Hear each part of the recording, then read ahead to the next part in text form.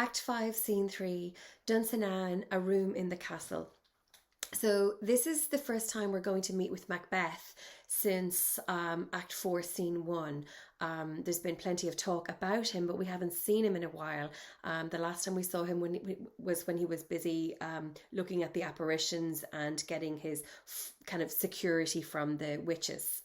So enters Macbeth, a doctor and some attendants. And Macbeth says, "Bring me no more reports. Let them fly all till Birnam Wood remove to Dunsinane. I cannot taint with fear." So he's been receiving reports, of course, that the Thanes are coming and they're coming after him, and Scotland is going to be overrun with soldiers against him soon. But he still clings to the apparition that he saw, where Great Birnam Wood cannot move to Dunsinane. So he still kind of, but he believes it, but he doesn't believe it that strongly, but it's all he has to cling to, so he's clinging to it. I cannot taint with fear. What's the boy Malcolm? Was he not born of woman? So again, the apparition trying to kind of like restore his sense of security. Malcolm, of course, was born of a woman, so he can't defeat him. The spirits that know all mortal consequence have pronounced me thus: fear not, Macbeth, no man that's born of woman shall e'er have power upon thee. So again, no man of woman born may harm Macbeth. And they then fly, false thanes, and mingle with the English epicures.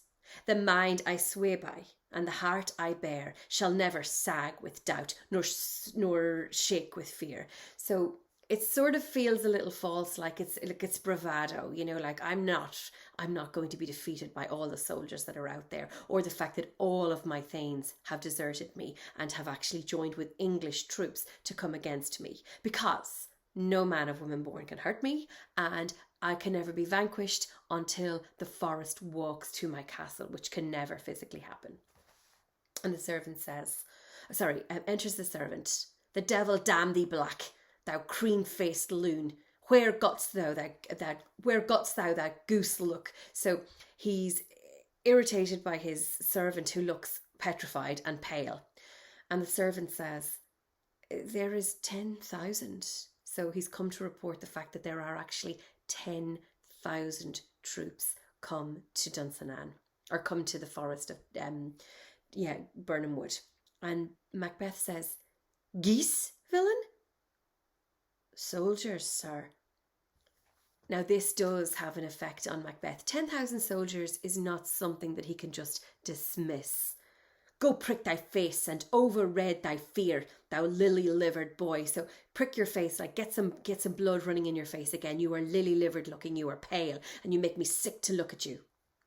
"What soldiers? Patch, death of thy soul, those linen cheeks of thine are counsellors to fear. What soldiers? Whey-face." So again and again calling him whey-face, calling him lily-livered, pale. So like really shooting the messenger here, and complaining that this soldier is looking fearful. It's a time to be afraid. The soldier is right, or the servant is right. The servant says, "The English force so please you." And Macbeth says, "Take thy face hence, so get out of my sight." Exits the servant. "Satan!" And now he calls to another servant, one of his only loyal remaining servants, and a guy called Satan. Seyton. "Satan, I am sick at heart when I behold. Satan, I say, this push will cheer me ever, or deceit me now." So what he's saying is, this push, this 10,000 soldiers, it will either be the end of me, or it will cheer me forever. "I have lived long enough. My way of life has fallen into the sear and the yellow leaf." So he's saying now, there's a weariness. So in this scene, you're going to see an awful lot of frenzy. 1 minute distressed, 1 minute annoyed, and 1 minute exhausted and weary. So he's weary here. My way of life is over. It's fallen into the sear and the yellow leaf. And that which would accompany old age, as honour, love, obedience, troops of friends, I must not look to have. So in the normal way of things, I would have had honour, and troops and friends, but none of that is available to me now. Because, of course, he's done it to himself. He is the one who has done all of this to himself. But what he's saying now is, I've nothing to look forward to in my old age, in my retirement.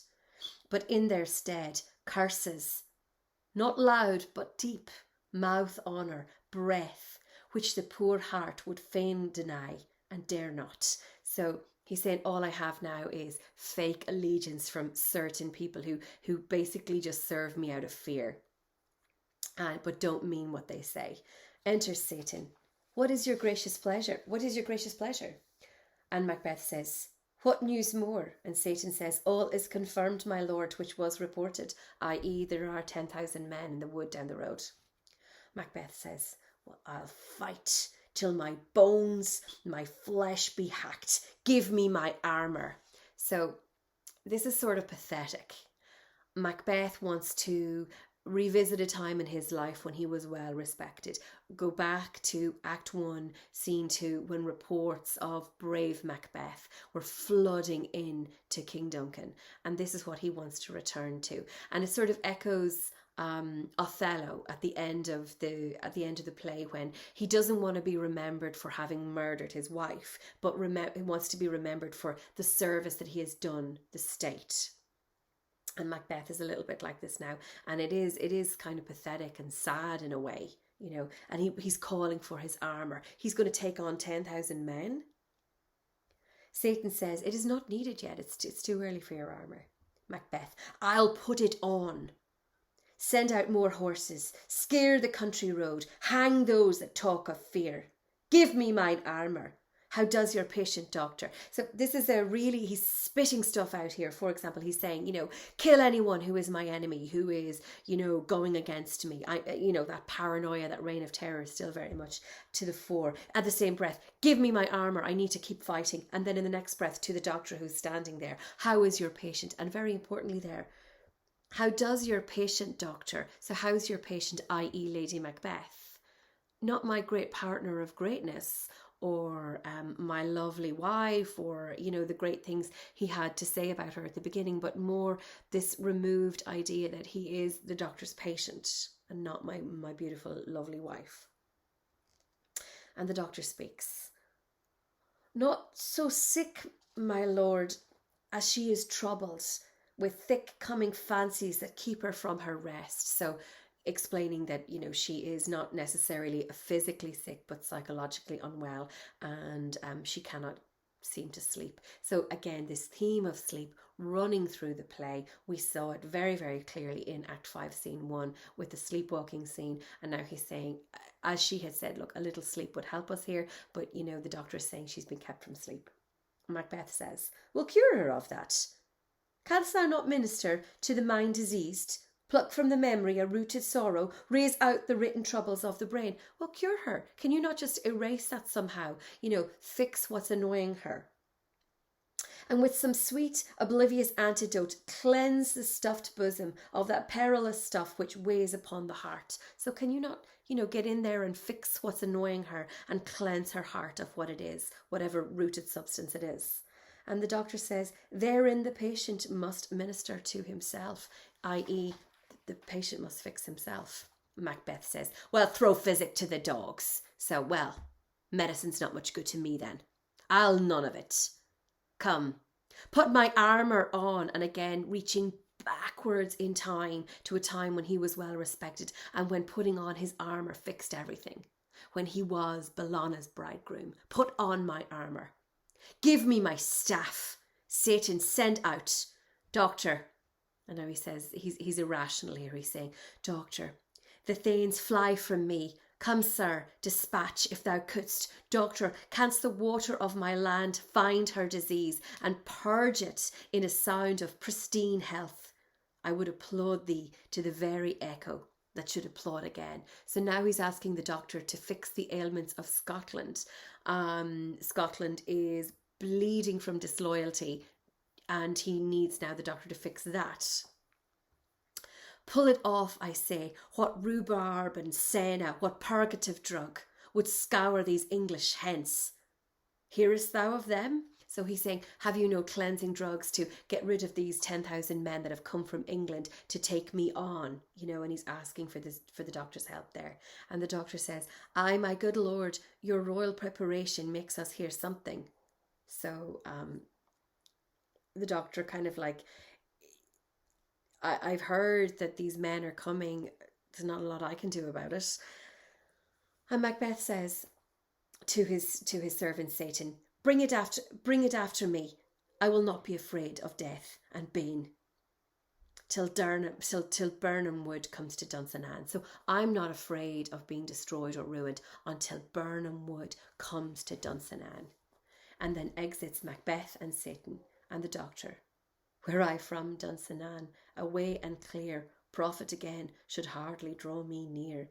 Meaning, no money. If I could get away from this place, no money would bring me back. So it's a chaotic scene. Macbeth screaming for his armour one minute, calling for the death of anybody who is known to be disloyal to him, asking the doctor to just magically fix his wife and then fix the ailments of Scotland. So, and then at the same time, wishing that he could return to a time when he was honoured and revered, having nothing to look forward to now in life, because his retirement will not be full of friendship and fun and partying, because he has nothing to look forward to, because he has destroyed his own happiness. So to say Macbeth is discontent would be an understatement here, but all he knows is how to keep going. Remember, he has waded through this and he's too steeped in blood. He can't go back. He has to keep going.